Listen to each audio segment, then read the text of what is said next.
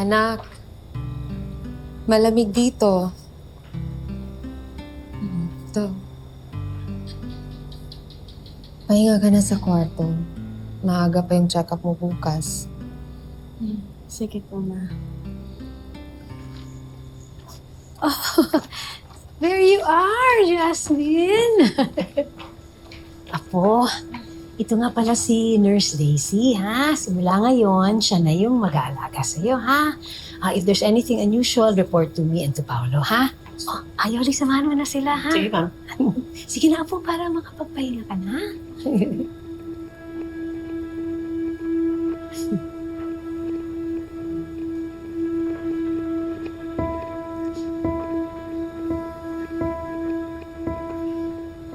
Ma-appreciate po yung concern mo.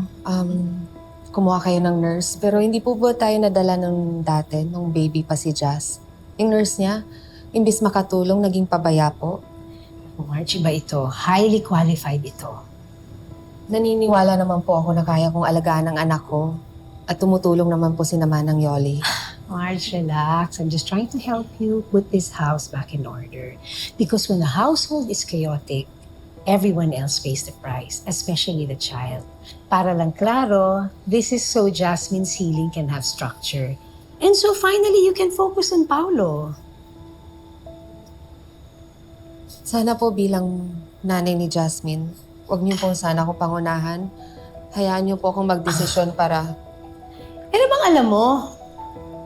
Eh di ba dinala mo nga yung apo ko sa Hong Kong para pagpraktisan ng mga doktor?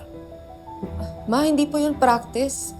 Desisyon yun na ginawa ko dahil ayokong dumating sa punto na sasabihin ko sa sarili ko na wala akong ginawa para mabuhay ang anak ko. What's going on here?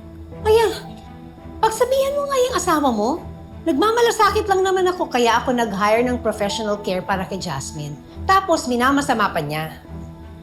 Wala naman akong sinasabing ganon. Ang sa akin lang naman, sana kinonsulta niya muna tayo bago siya kumuha ng nurse. Marge, alam ko. Sinabi sa akin ni Mama, and they support it. She just wants to help. What? You knew about this tapos hindi mo sinabi sa akin? Ano to, gumaganti kayo? Hindi naman yun yung issue eh. Okay? People are just doing what they can to help. Kailangan ng tulong ni Jasmine.